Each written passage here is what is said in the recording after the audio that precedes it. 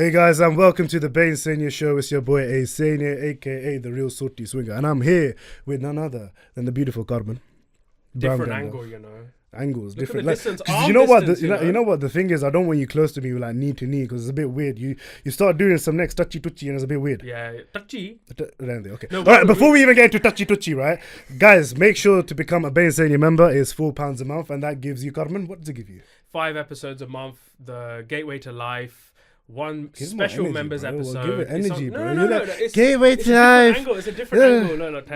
Right? We're on Patreon, Apple Pods, Spotify, and YouTube membership as well. Yeah. And it's just you get unlocked episodes, everything, 1 year backlog, and you get early access, and you get to just hear the madness. And this episode is brought to you by Binti Period and Dignity. It's a charity that raises awareness on females and sexual health and periods, right? So make sure to go over to their page. The link is in the bio as well, and check it out. So over to you, Carmen. Right, we've got a special guest. The first overseas guest on the Bainsainye. International. Flown over, visas, different country. Visa like that? Visa we like that. No, actually, no, technically not visa because we're, Commonwealth. But, right, so, right. Wait. We need to change our accents now. So right. Basically, like, we got very special guest over here. That's unbelievable. And Ray, you know what I mean? Ray, I just say rate every time, Ray. But anyways, we've got Preet from Kaur Movement. Welcome to the Bainsainye show. Thank you for having me. You guys are so funny. This is our average introduction. We always really gas it up a little bit. But there's always a difference between Canadians and Americans. Canadians and UK. Americans. What's the difference between Canadians and Americans? They're rude. We're nice. Right. Yeah, you guys tend to say sorry quite a lot. Thank you and sorry. Yeah, we say that a little too much sometimes. So you're more accommodating than the Americans? Yes. When we get over there, we have to be at their level. Right. Yeah. Okay. Nobody opens doors. Well, they do sometimes, but it's just... So what about the UK then? UK, the experience I've had right now, it's been interesting just because of what I'm dealing with. But right now, everyone's been nice. You guys are nice, so that's a good start. Queen's English, everything, royal family. R.I.P. Lizzie. Yeah, R.I.P. Lizzie as well. Respect to all of them. But if you don't understand a word we say, make sure you ask for translation. We'll translate if there's any words like brav in it. It's a bit booky. Because this is English. Yeah. Not Canadian English. And also English we're speaking is London English, which depends what it is. But we just want to get into the sort of straight into the episode. And I would like the first question I want to start off with is talk about Kaur Movement. How did it all start? So I started this platform in 2019. It was actually called Hush Hush when I started it. And the reason I started it was because of my own experience with sexual abuse. So I was like, hey, I didn't have the support I needed. I did, but I didn't have the support. I felt alone. I feel like I needed to connect with people that have gone through the same experience for them to understand why I'm doing what I'm doing, why I'm saying what I'm saying, explaining my mental breakdowns, everything at that time. So it was 2019 and now it's been what? 2023? Yeah. 2023. Yeah, so for 2023. Yeah, so the platform just grew. I started it on my own first. And after 2 years of dealing with every case that came to me on my own, I decided to make it an organization and get volunteers to start volunteering with me and doing the seva, helping anybody that is coming to us for support. And that was just how it kind of started. So I believe that you mentioned on one show that you were on before, you said that this was sort of like somewhat of your therapy for like getting out. So could you explain a little bit more on that? So when I started it, I was not mentally okay. So I was kind of out of it. I wasn't understanding why, I'm having nightmares and everything. And I guess it was all just bottled up. So when I had reported my incident to the police, and then when I got a phone call 3 months later saying this case isn't going to go anywhere, that's when I was like, okay, I need to do something because I went through all this trauma of speaking my truth and still it's not, I was just left hanging. So I'm like, when I was coming forward with everything, sharing it with everyone, it wasn't taken seriously. Like I felt like I was just hushed and silenced. So that's why I called it Hush Hush, because that time I was in that phase. I was that victim that was going through stuff. So after that, I decided that I'm not going to call it Hush Hush. And that was because of my mental breakdown that I had. I'll explain the mental breakdown a little bit for you guys to kind of understand what I mean by that. So when I had that call given to me, I was so out of it. I had told everyone in the family, all relatives knew what was going on. And I just felt very alone, very traumatized that, hey, like, I don't get the support I need. And I'm coming forward with all this information, but people are saying things like, oh, kuriya tu rahan de, eh gal de bare gal na kar, right? Or like, besti huni hai, or tera byan nahi hona. I was hearing all these things that just didn't make sense at that point. So I was like, okay, I'm going to start this platform, called it Hush Hush. Started getting, I think I had 2 followers only at that point because I was anonymous. And I was like, okay, let's connect. So I just started messaging, and then this girl messaged me telling me like her experience. I'm like, oh, I'm not the only one. Because at that time, I just felt like I was the only one dealing with sexual abuse within families. Like, I feel like, oh, cousins, thai, mase, whoever, right? Like this, nobody really talks about it. And then when I started realizing one by one more people were coming to me and sharing their stories, I'm like, holy crap, this is such a big issue. And still nobody talks about it. It's under the carpet. Like nobody like freely says like this is wrong, this is right. And then when I started getting too many cases, it kind of got to me. I was like, oh my gosh, like this is now I have to deal with my trauma. Like I can't, when I say that, I'll be really honest. When I started the platform, it got to the point where I'm sitting and I was crying so much after I got that call, letting me know that this case is not going to go anywhere. And I was pretty much suicidal. I was like at the point where I'm like, that's it, it's over. I'm done with this life. You mentioned by the case, is this your personal case? Or My is this, personal case. So whatever was going on at that time. And when, that happened, I was in this room with my dog. Her name is Gigi. And I was crying. And then I guess I just started talking to myself, because when you're not mentally well, you're just so out of it. I was like, God, if the Gigi is the most precious thing to me at this moment, because I felt so alone, that you can take my dog from me, but make this movement so big, because the world needs it. And just make this movement so big. And it wasn't even called movement. It was Hush Hush. But I was saying these words at that time.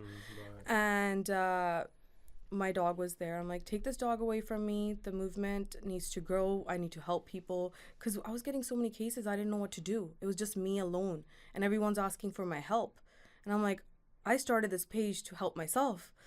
Like to connect, and now this is something else, right? And I'm like, I need to help this person. This person feels alone, and I know the feeling. So I'm gonna go knock on their door, talk to them. They're alone. Like if it was in Surrey at that time only, so I was meeting up with everyone that came to that extent. And so that day when I talked to God or whoever I was talking to, my dog, I have pictures, I have everything. Okay, my dog was next to me. She fell when I asked God, like, hey, give me something so powerful that this is so needed, and I will sacrifice my dog. So you sacrificed Gigi. Yeah, I sacrificed Gigi. Like, look how crazy this sounds, right? Like that's the part I was at. My dog fell in front of me. Okay, this is what I saw. Fell in front of me. I have pictures. Laid there and did not move. And instead of me freaking out or anything, I'm like, thank you, God, for giving me the sign that this is something you're going to make me grow now. This is the path that I need to know. You've given me a sign, right? Like, and I just embraced it. I'm like, okay, that means I have to continue with this movement, and I'm not going to kill myself. Like, I just was like, I'm not going to do anything to myself. I need to help all these people that are reaching out. And then that was like a 30-second thing, and my dog's up and about, and there's puke on the corner and everything. Like, she puked like if she was gagging for some reason, and then she was there, and then she got up. But it's just so she's fine. She's resurrected at home herself. right now in Canada. Okay, all right. I thought Yeah, you no, sacrificed no. Gigi for the Kaur Movement or I something like that. know. Like, I was gonna be like, what's going on here? I still don't understand that day. I'll Yeah. tell you, I do not understand that day and what happened and where my mental like mindset was, what was going on. When I say like it was messed up, I was hearing drums. That day I saw a horse. I saw my bago, her face. I saw a lot of things that day that I was like, okay, clearly I'm not okay. Yeah. And I'm not mentally well. Yeah. And I need to admit myself or something. But before I did that, I decided to go to the Gurdwara and just matha tek and just calm myself down. Because coming from this, like, I was a support worker and everything. So knowing all this information, I was like, something's wrong with me. And I get the spiritual aspect of it when I talk to Amrit Balmeron, for example. Like, I get that. Like, he tries to explain it in a different way. At that time, I wasn't thinking like that. So I went straight to the Gurdwara. That day, the energy was just different for me. I don't know how to explain it. I still don't. I'm still understanding it. When I walked into the Gurdwara, I have this quote that I always put on my page. When I kneel down in front of God, God stood up for me. When God stood up for me, I realized nobody can stand against me. And that was because of that day. So I went to the Gurdwara and matha teked. I got up and I'm just, okay, this is my path, or this is what I have to do, because nobody else is speaking for anybody that's reaching out to me. Yeah. And I felt a presence. Like, I felt something and I felt strength. And I was very shy, very quiet. Like when I was younger, like I didn't I talked about this stuff, but it wasn't like to the point that I am at now. That after that day, every day I wake up, I have the same energy for every case. Every day, I have that protection. I feel like I'm protected. And I that day I said, just, give me what I need for anybody that needs help. Just come to me and I will help you. I do not want you feeling alone like I did. I don't want you committing suicide, which I was thinking of doing. And so anybody that was coming to me. Then I went home and then I calmed myself down, called the doctor, was like, okay, what any tests that I need to do? I'm thinking schizophrenia. I'm thinking everything in my mind at this point, because what did I see? What happened in front of me? I don't understand it. And my bagor, like any little faces that I was seeing, any dreams I was having, it just didn't make sense. It ended up being nothing. And they're like, you're just, anxious, your trauma or whatever it is. But then I came home, went to sleep. The next day, I woke up with 10,100 and something following. And the day before that, it was only 5-6 followers. Overnight. Wow. So, like, I'm saying that experience of whatever I asked God, that it happened. So what would you say was the point where you would say that actually, you know what, like, this whole therapy process for me has come to fruition and I feel content with myself, with whatever I'm doing? The moment I woke up the next day, I was not sad. Everything just disappeared. Like, when I say I had strength to just speak the truth, it just started happening. I can't explain it. I was one day before, I was that vulnerable victim that needs to help everyone and I don't know what to do, and these cases are coming to me and I don't know what to do. I want to help. Which way can I help? How can I expose these people? I can't, because there's faces and everything. Because when I was getting messages, I'm getting videos. I'm getting like really messed up information. On my platform, there's only 5% that I pretty much show on my platform. The rest is done privately. You guys don't even see most of it. Right? And what I was getting at that time, and while I'm trying to heal myself, that's all going on, right? So then the next day when I woke up, I was fine. I don't know how to explain. I didn't do anything. I was fine. I was like, okay, this is my path. I'm going to help. And I just started. And it just, one by one, I'm like, okay, I'm going to do volunteers. I'm going to get a Gmail account, set it up where everyone's sending me all the information. And this is how we're going to start. And slowly it just went from there. And now we're here. Yeah. One thing I'm more interested about is, how are you able to provide above and beyond for victims when you're obviously yourself are trying to heal? So So at that time, I was just doing, as in like meeting up with them, talking to them. And I was like, hey, you're not alone. hey, you can call me. When I say I was doing that for 2 years, I barely slept. I was probably sleeping 2-3 days, through 2-3 hours, and I was talking to people from I had calls coming from Germany. I had calls coming from New York. I was talking to people whenever they wanted, even if it was a 3-hour conversation, until they felt good and they can go to sleep. Because at that point, I was like, okay, everyone reaching out is probably in a very weak state of mind, like I was, and I just need to be there, just a listening. Was there any training available for you? Because obviously, to be in a position where you support vulnerable victims, you yourself have to be quite skilled. Yes. Because you're also carrying the most, let's say, the secret or most vulnerable aspects of their life. Yes. And they are essentially at risk. Yes.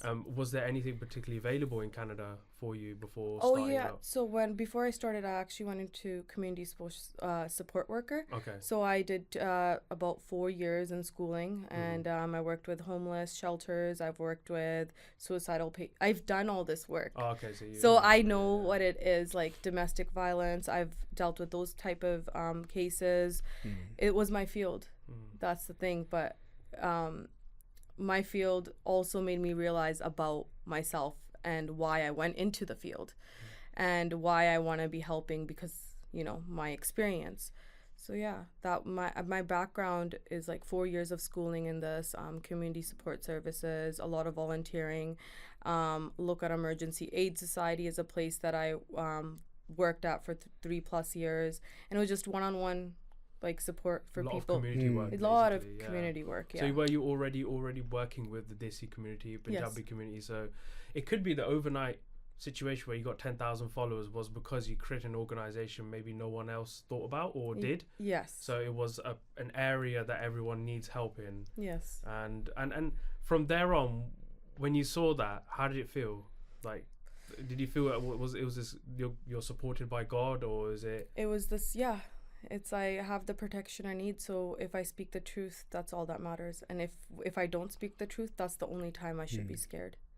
That's my thing. So ultimately, like, coming from the angle as to, like, you know, you're saying that, you know, you've put in some effort and you've reached out to, you know, on the gram, social media, whatnot.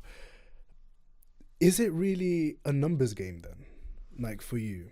Like, is it somewhere where it's like, actually, you know what, is it because of the social presence that I want to achieve, or what is it? Because from the angle that you said is that, like, okay, overnight I was 5 to 6 followers and then 10,000. Yeah, like, is it numbers driven, or is it like, what's the intent? Yes. Okay. So actually I was anonymous on my platform for about 7 months. My reasoning for this was I wanted to connect with as many people as I can to see who's dealt with this and pretty much have my own database. So my thing was, yeah, numbers did matter, because I want people coming forward and sharing their story. And in our community, nobody was doing that. Nobody was sharing their stories publicly. It was all hush hush and behind doors. So my thing was, we need the numbers. I know it's happening with more people. So I started with numbers. Number 1, number 2, number 3, and I kept going. Yeah. So that was the main reason, was, hey, I'm not the only one. There's thousands and thousands more. And when I say that, like, when it comes to sexual abuse within families, 90% of cases when it comes to sexual abuse is within families. Now the statistics have kind of changed, where it's now 7% are only strangers and the rest are, like, you know, 7% are strangers. Wow. When it comes to sexual abuse, 90% is within families. So meaning mame, tae, chache, or like even bibiya, everything. It's within families, because it's someone you've trusted that will break that trust and, like, you know. Sorry, but does this include, like, friends as well, or was it strictly just family? Like, no, within families. Okay. So, like, right. yeah, families. That's ridiculous. Families, That's basically. ridiculous. Yeah. But what I wanted to delve more into was the exposing part, which is a big word, obviously, with Kaur Movement. When I see Kaur Movement, I see cases that have been exposed. What is the process? Because I know you've mentioned this quite a few times. But there has been arguments against the strategy of exposing someone online. But if there is a case and you've made communication with the person who's alleged person, we can't ever confirm. What's the parameters here? Okay, so for example, when it says victim number 2, right? Yeah. and their stories shared.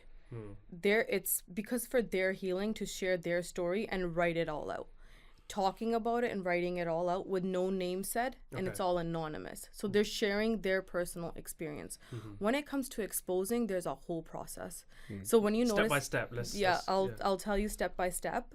So on my platform, if you notice, out of like all the posts, there's probably like not even maximum 10-15 people exposed within the 4 years that I've been running this platform. Right. So the process is, first of all, it has to be reported to the police.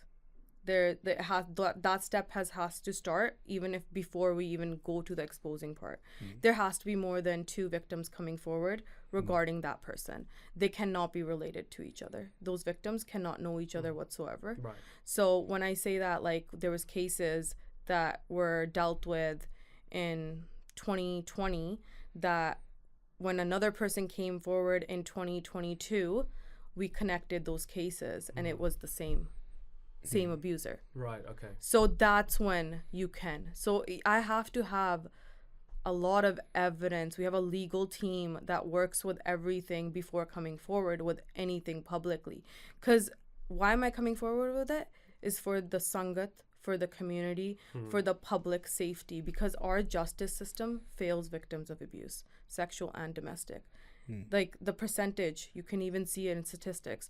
Only 3% of cases actually go into court out of the 100 that have reported it. So the system is just so weak right now that someone has to be sharing like who's bad and who to stay away from. But this is my question is that how can we determine who's bad and who's good if it's not been tried via the legal process? Okay, so it's most likely gone through the process. Okay, but you report it to the police. It's reported to the police. You do the whole thing, right? And when they decline, we actually contact the abuser. So we do it's both sides. Nothing gets exposed until it's not about exposing, actually. Let's make that a little bit clear. It's more about healing for the person that has come to us asking for support. When we say like it's not exposure, we want them to heal and move forward from the trauma and go forward with their life. Like I was stuck in my bubble. For example, my experience, I'm stuck in that bubble. I wanted to heal. So that's why I was trying to look for healing. Healing sometimes happens when the abuser admits to their mistake and makes it clear to the victim that this did happen. I did this to you and I'm sorry. And it was my mistake and this won't happen again. It's not about sometimes reporting. It's about just healing and then moving forward. There's so many cases that I deal with that are not publicly out there. They have shared their experience with me. I've connected with the abuser. We get on to a conversation just to talk, and then everything comes out in the open and apologies have happened, and then you move forward.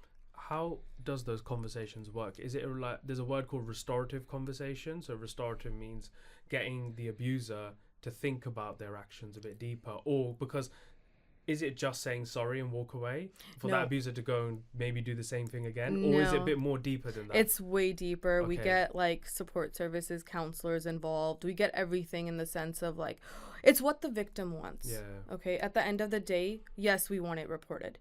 But if the victim doesn't want to report, we can't force that person to go do that. If their victim just wants them to just get an apology, then that's our goal. It's whatever they want at that time of healing to move forward. It's not about like, if the victim just wants that apology and they know that this has happened to them and they just want that said to them so they can move forward, especially when people are in counseling and they're going through the steps. They want that. And sometimes you do have to do that, confront that person for the healing to go when ahead. You said that you have, if there's sufficient evidence, is there something written or documented by Kaur Movement about the process behind all of this, like you've just mentioned, that's written down that you could possibly share with the public, or is it already public? No. So, in the sense of if you wrote like this is actually how the process works, 'cause like you already say like with us, that's on a public platform, but something that's documented for all the viewers, all followers to see that this is your process, this is how it works, and these are the evidence that levels that we have. And like, I'm not saying naming anyone, but then talking about this is the conversations we want to, let's say, create like a flow chart. I'm thinking of where you write how some victims want just an apology or want to face their abuser, or they want the abuser to understand what they did. was wrong.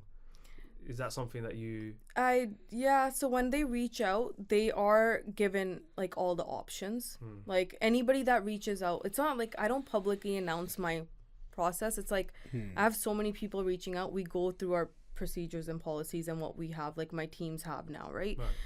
So when they reach out, we give them, okay, do you want resources and counseling services in your area so we can get started with your healing process? What would you like us to help you go to your parents and share your story because you don't want to do it alone? So we will get a volunteer to go. I would go. Do you want to tell someone this experience, but you don't want to do it alone?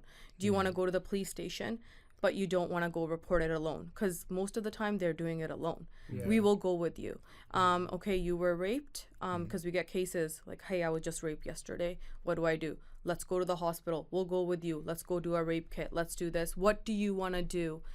And that type, like, it's more victim based, like whatever they want. So the question that I have, which I don't have much knowledge about in regards to, if, say, for example, if there was a victim of domestic abuse, right? And they want to get the abuser into jail, for instance, right?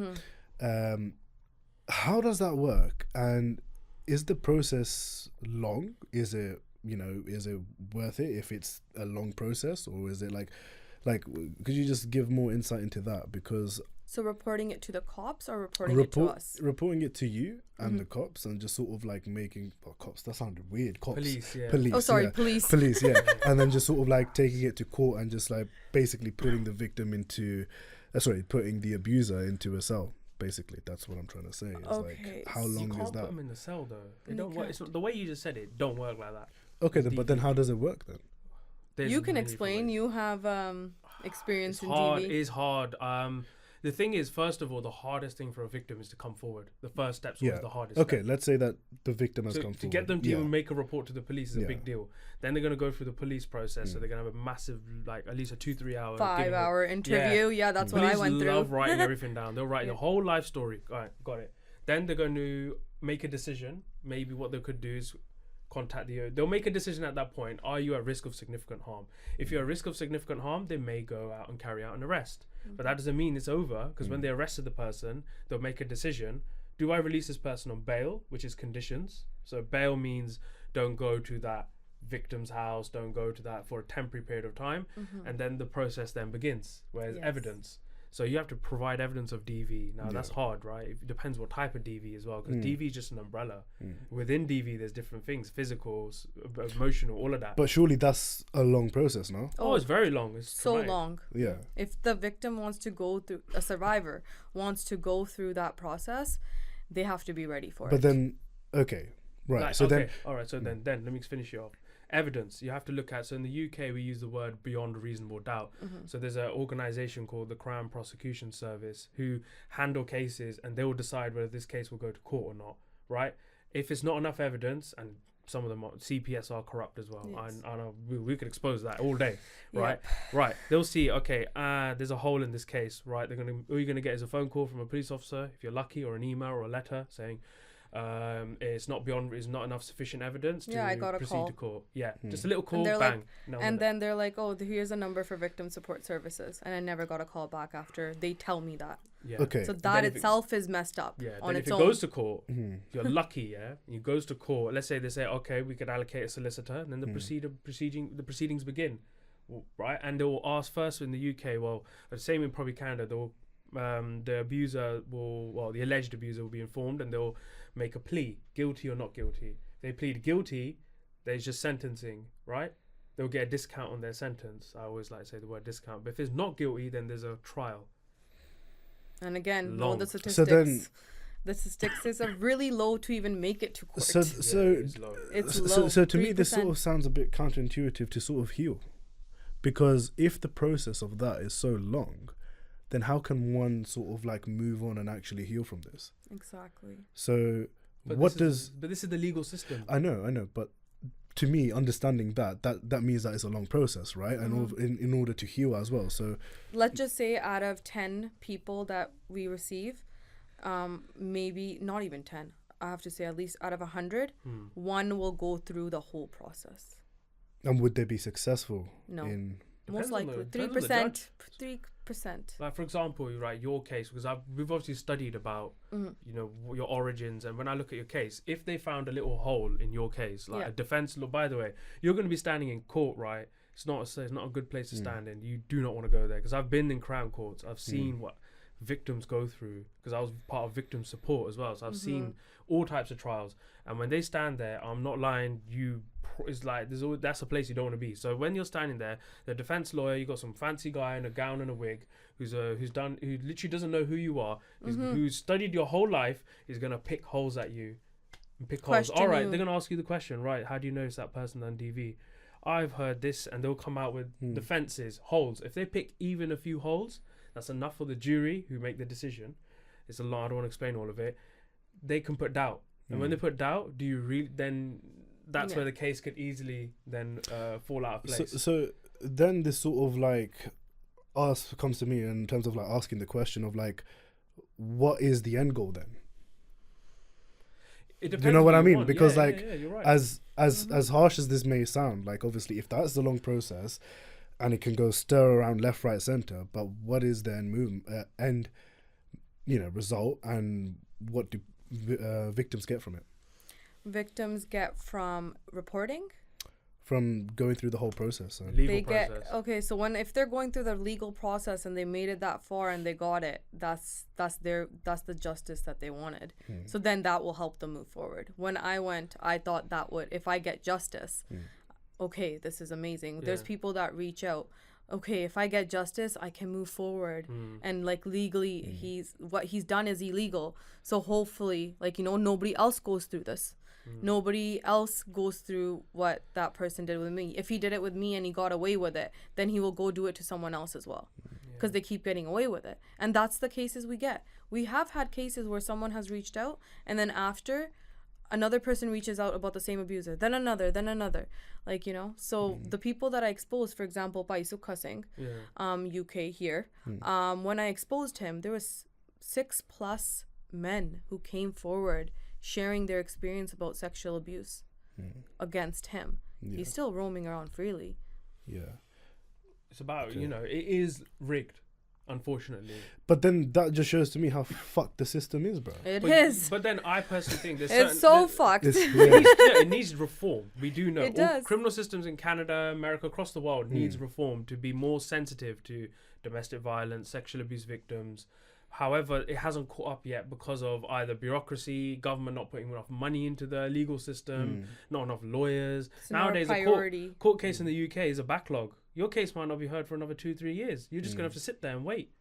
So what you do in the interim, if you're a DV victim, you get an injunction order. Injunction orders to protect yourself. But even then, they're only temporary, right? The healing part is never talked about in How this. about the Mandeep Kaur case that happened in...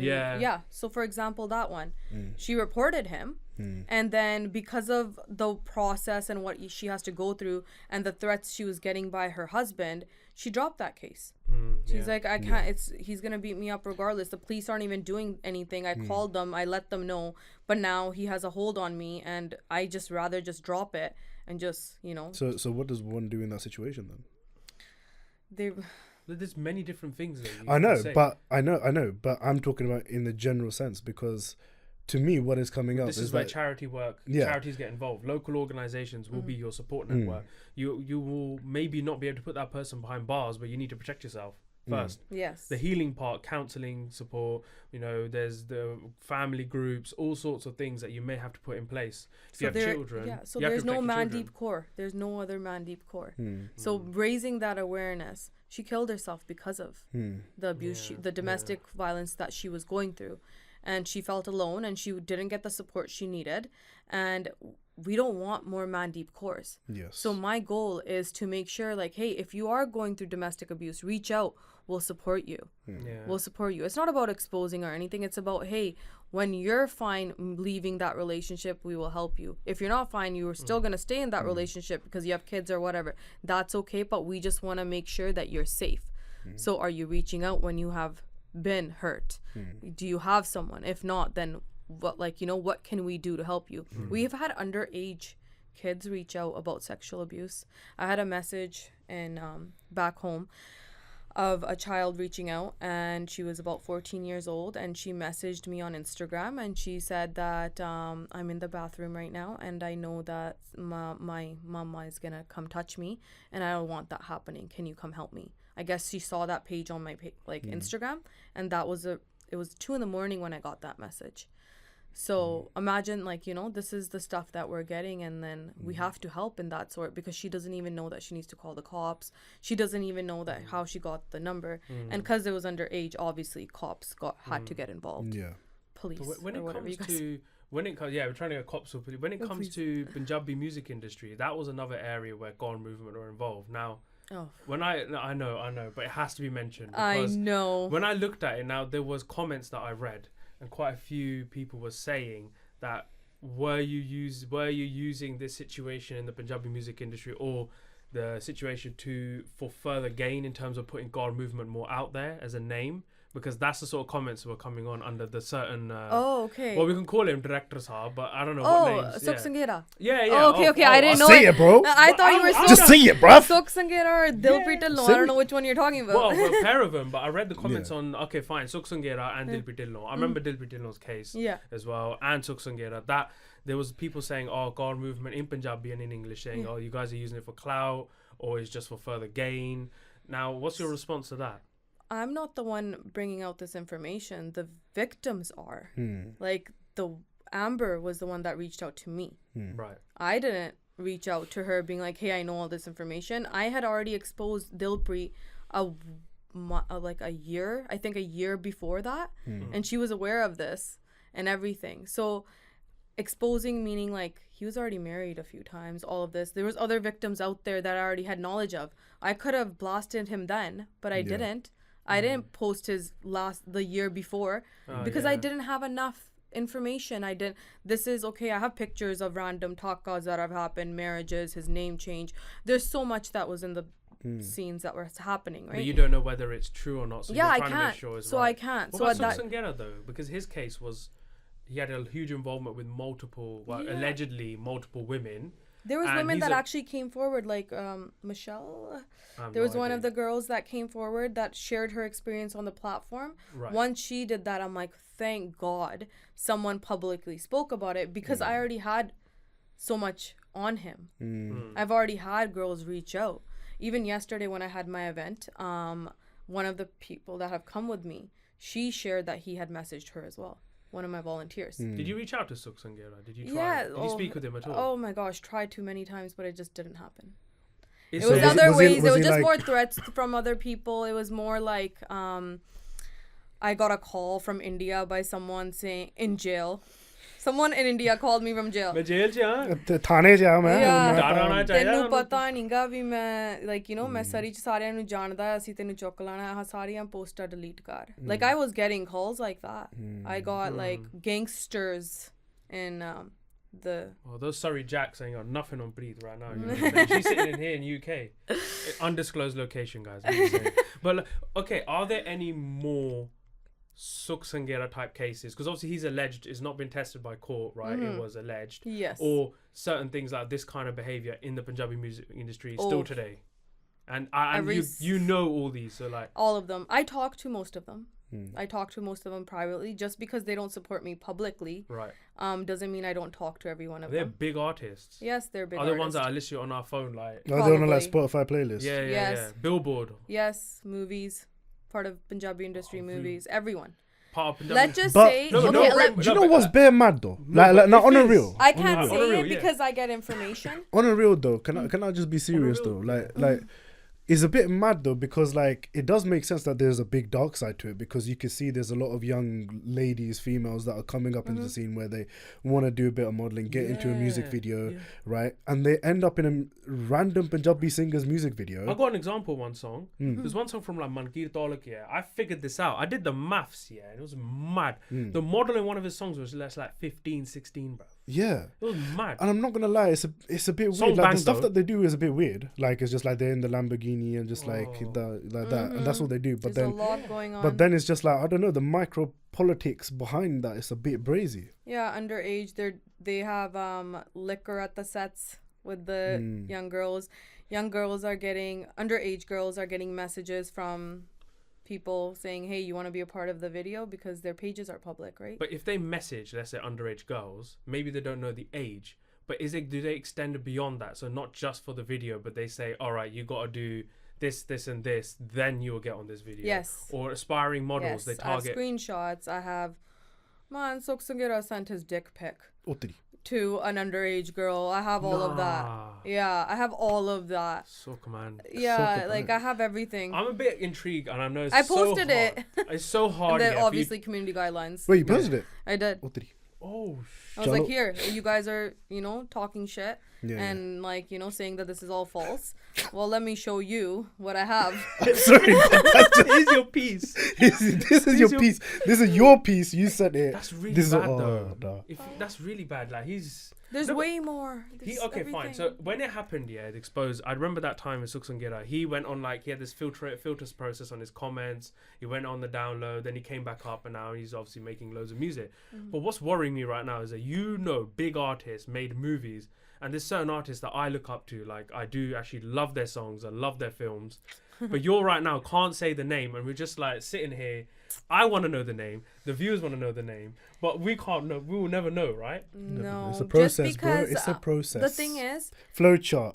Remember the process. Please, we need, because I can't imagine if you listen to a certain singer. You've been listening. I love this person. Oh, I used to listen to all of them. I used to listen to every single one of them. You can't listen to Punjabi music now. I try. I listen to a lot of UK music. What type of music do you listen to? Can you name the artist that is you it listen to? music? Wait, name the Punjabi artists you listen to, so then I can decipher out from there who are not the weirdos. Still can't do that because, okay, so let me explain a little bit. They all hang out together. Let's just say the Punjabi industry, okay? Yeah. They all hang out together. They're on sets together and everything. They say that they're buddy and love each other and we are working together, but every single one of them has their own agenda. If there's something on that person, just when the platform started, it scared everyone. So let me start. Do you guys have a Walmart here? We have Asda, innit? We have Asda, yeah. So human resources, resource services, we have there, right? So when something happens, an employee can go to someone and complain, like, hey, this person did this to me, and there's a process. In the Punjabi industry, there is there's nobody you can go complain to. Now there is the Kaur Movement, so people are reaching out. Cold. That's I felt that. Yeah. So now they have that's a good. place. So now when that started, and first it was like, oh, Acornia, whatever. And then when I started getting all the information, they reached out to me themselves and showed their support privately. Okay. And then when you build the everything, it's like, I'm not here to say they can have their lives. You want to do whatever you want to do, go ahead.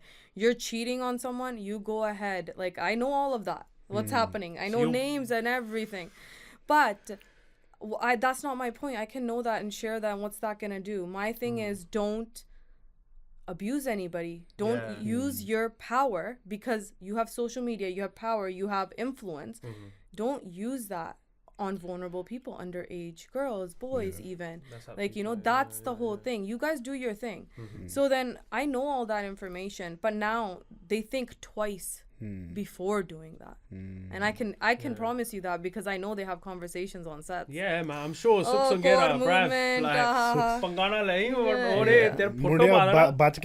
Movement, I get people reaching out hey, I have this information. There's a lot of lies. You can't just there's rumors, lies, all of that. People share a lot of stuff, rumors.